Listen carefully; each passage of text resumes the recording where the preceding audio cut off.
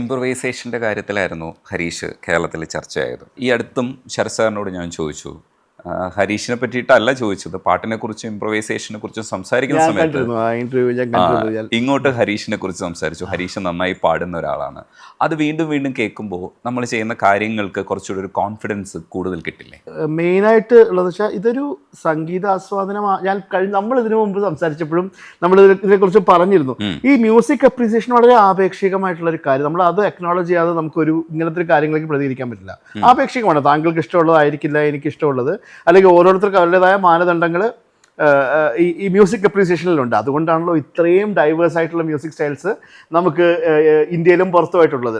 ഇതിൽ മെയിനായിട്ട് എനിക്ക് തോന്നിയിട്ടുള്ളത് ഈ അപ്രീസിയേഷൻ്റെ മാനദണ്ഡം വേരി ചെയ്യുന്നതും അതിൽ നിന്ന് വിമർശനം വരുന്നതൊക്കെ ഒരു ആർട്ടിസ്റ്റ് എക്സ്പെക്ട് ചെയ്യേണ്ട കാര്യമാണ്. കാരണം നമ്മൾ ചെയ്തു വെക്കുന്ന എല്ലാവർക്കും ഇഷ്ടപ്പെടണം, കൊടുക്കുന്നത് അപ്പാടെ എല്ലാവരും വിഴുങ്ങി ഭയങ്കര ഗായകനാണ് ഇയാളെന്ന് എല്ലാവരും പറയണത് നടപ്പില്ലാത്ത കാര്യം. അത് ആസ്വാദന തരത്തിൽ ആപേക്ഷികത വരും എന്നുള്ള ഉറപ്പാണ്. ഇതിനകത്ത് എനിക്ക് ഏറ്റവും കൂടുതൽ എന്നെ ആദ്യം വിഷമം, പിന്നെ കുറച്ച് കഴിയുമ്പോൾ ഒരു തമാശ രൂപത്തിലുള്ള ഒരു റിയാക്ഷനും, പിന്നെ ഒരു ഇനർട്ട് എന്ന് അതിൻ്റെ മലയാളം വാക്കെന്താ എനിക്കറിയില്ല, ഒരു വിരക്തിയല്ല, ഒരു അൺഅഫക്റ്റഡ് സ്റ്റേറ്റിലേക്ക് എത്തുന്ന ഒരു ജേണിയാണ് എൻ്റെ. ഇപ്പോൾ ഞാൻ ഈ പാടി ഇവിടം വരെ പോയി എനിക്ക് മനസ്സിലായിടത്തോളം നമ്മളൊരു പാട്ടിനെ നമ്മളുടേതായ രീതിക്ക് പ്രസൻറ്റ് ചെയ്യുന്നു, അത്രയേ ഉള്ളൂ. ഇപ്പോൾ ഒരു വീട്ടിലെ ബർത്ത്ഡേ പാർട്ടിക്ക് പാടുന്ന തൊട്ട് ലൈവിൽ പാടുന്നവരെ എല്ലാം ഓരോരുത്തരും അവരവരുടെ ഒരു പ്രസൻറ്റേഷൻ ആ പാട്ടിൽ കൊടുക്കുന്നു.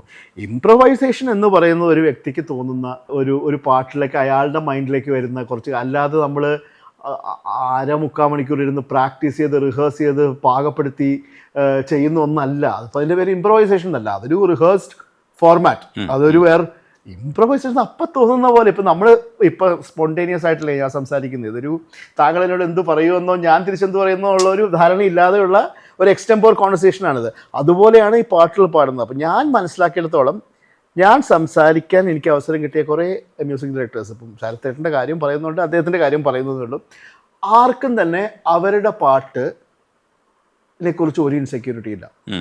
ഞാൻ കണ്ട എത്ര കമ്പോസേഴ്സിനെ ഞാനിപ്പോൾ കണ്ടു. ഞാനിപ്പം പേരൊന്നും എടുത്ത് പറയുന്നില്ല. ഞാനിപ്പം എം ജയചന്ദ്രൻ സാറിനോട് സംസാരിച്ചിട്ടുണ്ട്, ഞാൻ വിദ്യാസാഗർ സാറിനോട് സംസാരിച്ചിട്ടുണ്ട്, ഞാൻ ഇപ്പം ശരത് സാറിനോട് സംസാരിച്ചിട്ടുണ്ട്.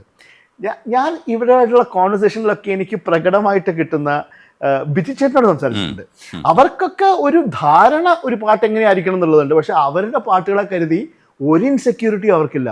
അവരുടെ ക്രിയേഷനെ കുറിച്ച് നല്ല കോൺഫിഡൻസും അവർ നല്ല പാട്ടാണെന്നുള്ളത് അവരുടെ അഭിപ്രായത്തിൽ വൃത്തികേടാക്കരുത് എന്ന് അവർ പറയുന്നതിൻ്റെ ഒരു മാനദണ്ഡവും ഒരു സാധാരണ ഓഡിയൻസ് വൃത്തികേടാക്കരുത് എന്ന് പറയുന്നതും രണ്ട് വ്യത്യസ്തമായ ഡിമെൻഷൻസിൽ നിൽക്കുന്നതാണ്. ഇപ്പോൾ ശരത്തേട്ടനോട് പറയുന്നത് ഹരീഷ് നല്ല 2-3 സംഗതി പാടിയ ആർക്കാ ഹരീഷെ കുഴപ്പം?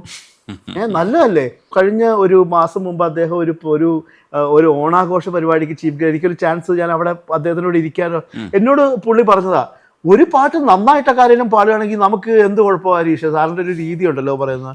അതിനിപ്പോൾ നമുക്ക് എന്താ, ഒരാളൊരു പാട്ട് നന്നായിട്ട് പാടുന്നു, അതിനകത്ത് ഒന്ന് സംഗതി വേറെ പാടുന്നുണ്ടോ, പാട്ട് നന്നാവുന്നുണ്ടോ, പാട്ട് നന്നാവുന്നില്ലേ? പാട്ട് നന്നായില്ലെങ്കിൽ നമ്മളത് മോശമാണെന്ന് പറയും. ഒരു പാട്ടിനെ എടുത്ത് മോശമാക്കി കഴിഞ്ഞാൽ അല്ല, അതിനെ ഒരു ഇംപ്രവൈസേഷൻ എന്നുള്ള ചട്ടക്കൂടിലല്ല ഒരു കമ്പോസറും കാണുന്നത്. അവരുടെ പാട്ട് നന്നായില്ല. അപ്പം എന്നെ സംബന്ധിച്ചിടത്തോളം ഞാൻ ചെയ്യുന്ന എല്ലാ ഇംപ്രവൈസേഷനും നന്നായി എന്നുള്ള ബോധ്യമൊന്നും എനിക്ക് തോന്നിയിട്ടേ ഇല്ല. പലതും നല്ലതല്ലാത്ത ഇഷ്ടം പോലെ അറ്റംപ്റ്റുകൾ ഞാൻ ചെയ്തിട്ടുണ്ട്. നമ്മൾ ചെയ്യുമ്പോഴാണല്ലോ അറിയുക. അതിപ്പം കല്ലെറിഞ്ഞ് നോക്കിയാലല്ലേ അറിയൂ, മറ്റേ മാങ്ങയിലേക്ക് കൊള്ളുവോ ഇല്ലേ എന്നുള്ളത് അങ്ങനെ ഒരു സ്നൈപ്പർ ഷോട്ടൊന്നും അല്ലല്ലോ. നമ്മളൊരു ആർട്ടല്ലേ, നമ്മൾ പ്രസൻറ്റ് ചെയ്യുന്നു, പ്രൊജക്റ്റ് ചെയ്യുന്നു. ആർട്ട് ഇത് സിനിമ എടുക്കുന്ന പോലെയാണ്. സിനിമ ഹിറ്റാവെന്ന് അറിഞ്ഞുകൊണ്ടാണോ എടുക്കുന്നത്. അതുപോലെ തന്നെ പാടുമ്പോൾ അപ്പോൾ എൻ്റെ ചില ഇംപ്രവൈസേഷണൽ വർക്ക്സ് നല്ലതാണ്, നല്ല ക്വാളിറ്റി ഉള്ളത്, ഓൺ പോയിൻ്റ്, എനിക്ക് തോന്നുന്നു മ്യൂസിക്കലി നല്ല വാല്യൂ ഉള്ളത്, അതുപോലെ ചെയ്തിട്ടുള്ള പല ലൈവ് പെർഫോമൻസ് ചെയ്തിട്ടുള്ളതായിട്ടുണ്ടെങ്കിൽ റെക്കോർഡ് ചില ഇംപ്രവൈസേഷൻസ് പിൽക്കാലത്ത് തോന്നിയിട്ടുണ്ട് വേണ്ടായിരുന്നു, നമുക്ക് വേറെ എന്തെങ്കിലും. അവിടെ മെയിനായിട്ട് പറയേണ്ട കാര്യം എന്ന് വെച്ചാൽ ഇംപ്രവൈസേഷനെ അല്ല നമ്മളവിടെ പ്രതിക്കൂട്ടി നിർത്തേണ്ടത്. ഒരു ആർട്ടിസ്റ്റ് ഇംപ്രവൈസ് ചെയ്യുന്നു, ചിലത് ശരിയാവുന്നു, നന്നാവുന്നു, ചിലത് നന്നാവുന്നില്ല. അപ്പോൾ ഞാൻ മനസ്സിലാക്കിയിടത്തോളം composers only care about whether something better is coming. അല്ലാതെ അവർക്ക് ശേഷം പ്രളയം എന്ന് ചിന്തിക്കുന്ന വളരെ ചുരുക്കം കമ്പോസേഴ്സ് എവിടെയെങ്കിലും ഉണ്ടെങ്കിലേ ഉള്ളൂ. ഞാൻ കണ്ടിട്ടില്ല. കാരണം ഇവർക്കൊന്നും തന്നെ അയ്യോ ഞാൻ എന്തോ ഒരു സാക്രോസാങ്ക്റ്റായിട്ട് ഞാൻ ക്രിയേറ്റ് ചെയ്ത് വെച്ച ഒരു ശില്പം, അതിലേക്ക് ആരും ഒരു തെറ്റായ നോട്ടം പോലും അങ്ങനത്തെ ഇൻസെക്യൂരിറ്റി ഒക്കെ കേൾക്കുന്നവർക്കാണ്. കമ്പോസ് ചെയ്ത് വെച്ച കമ്പോസേഴ്സിനെ ഞാൻ കണ്ടിട്ടില്ല. ഞാൻ എത്രയോ പേരുടെ സംസാരിച്ചിട്ട് വിദ്യാർത്ഥിയോട് സംസാരിച്ചപ്പോൾ പറഞ്ഞ്, Harish Singh it at that speed, it's A beautiful melody, people can appreciate that also. പുള്ളി അത്രയും സെക്യൂർ ആണ്. എൻ്റെ മെലഡി എങ്ങനെ പ്രസൻറ്റ് ചെയ്താലും ബ്യൂട്ടിഫുൾ ആണ്. പുള്ളിനോട് ഇപ്പം എന്നോട് തങ്കത്തിങ്കൾന്ന് പറഞ്ഞതാണ്, it is A beautiful melody. പുള്ളിയുടെ വാക്കുകളാണ്. It can be performed in any way, it will still sound very beautiful. പുള്ളിക്ക് ഒരു മാനദണ്ഡമൊന്നുമില്ല. അയ്യോ ഞാൻ ചെയ്തു വെച്ച ഒരു അറേഞ്ച്മെന്റിൽ വെച്ച മാത്രമാണ് ബ്യൂട്ടിഫുൾ, അതിന്ന് മാറിയാൽ എൻ്റെ പാട്ട് ബ്യൂട്ടിഫുൾ ആവില്ല എന്നല്ല പുള്ളി പറയുന്നത്. പുള്ളി പറഞ്ഞു ഞാനുണ്ടാക്കിയ ട്യൂൺ നിതാന്തമായി മനോഹരമാണ്, ആര് പാടിയാലും അത് മനോഹരമായിരിക്കും, അത്രയും നല്ല ട്യൂൺ എനിക്ക് സൃഷ്ടിക്കാൻ പറ്റിയെന്നാണ് പുള്ളിയുടെ പൊസിഷൻ. അപ്പോൾ ഇതിലെ ഒരു ഡൈക്കോട്ടമി മനസ്സിലാവുന്നുണ്ടല്ലോ. അപ്പം എനിക്ക് ഇപ്പോൾ മനസ്സിലായെന്ന് വെച്ച് കഴിഞ്ഞാൽ നന്നായിട്ട് ചെയ്ത വർക്കാണെങ്കിൽ അതിനെക്കുറിച്ച് പിന്നെ ബോധറിയേണ്ട കാര്യമില്ല. ചിലത് നമുക്ക് തന്നെ ഒരു സെൽഫ് അവയർനെസ് ഉണ്ടാവണം. ഹരീഷ് എന്തോ കാണിച്ചു വയ്ക്കുന്നത്, ഇതിൻ്റെ വല്ല കാര്യം ഉണ്ടായിരുന്നോ, ഇതിന് പകരം അങ്ങനെ വല്ലതും നോക്കിയാൽ മതിയായിരുന്നു. അതിപ്പോൾ ക്രിക്കറ്റ് കളിക്കുമ്പോൾ തെറ്റായ ഷോട്ട് അടിച്ച് ഔട്ടാകുമ്പോൾ കോഹ്ലി പറയുന്ന അതേ സ്റ്റേറ്റ്മെൻറ്റ് പോലെ തന്നെയാണ്. നമ്മൾ ഇത്രയും താഴെയുള്ള ഒരാൾ, നമ്മൾ അത്രയും വലിയൊരു പൊട്ടൻഷ്യലുള്ള ആൾ പോലുമല്ല, ഒരു സാധാരണ ഇൻഡിപെൻഡൻറ്റ് മ്യൂസീഷ്യൻ, നമുക്ക് തെറ്റ് പറ്റില്ലേ? പറ്റും. അങ്ങനെ ഒരു ഭയങ്കര പീക്കിൽ നിൽക്കുന്ന ഒരു മ്യൂസിക്കൽ ജീനിയസ് ഒന്നും അല്ലല്ലോ, ഒരു സാധാരണ തലത്തിൽ നിൽക്കുന്ന ഒരു മ്യൂസീഷ്യൻ അല്ലേ ഞാൻ. നാച്ചുറലി എനിക്ക് തെറ്റുകൾ പറ്റും, അല്ലെങ്കിൽ തെറ്റായ ജഡ്ജ്മെൻ്റ് ഉണ്ടാവും, ചിലപ്പോൾ പാടുമ്പോൾ പാളിപ്പോവും.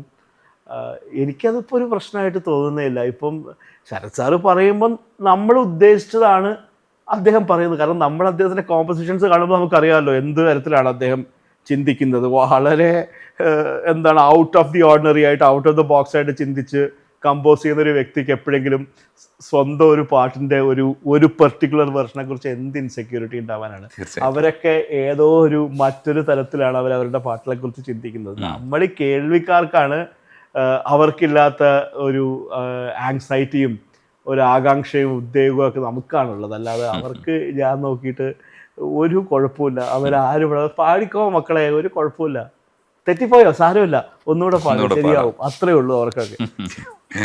ശരത് സാറിനെ കുറിച്ച് സംസാരിച്ചതുകൊണ്ട് താളമയഞ്ഞു പാടാതെ പോകാൻ പറ്റില്ല. താളമയഞ്ഞു ഗാനമപൂർണം തരളലയം താഴും രാഗധാര.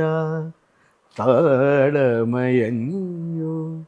ഗാനമപൂർണം തരളലയം താഴും രാഗധാര. മന്ദം മായും നൂപുരനാദം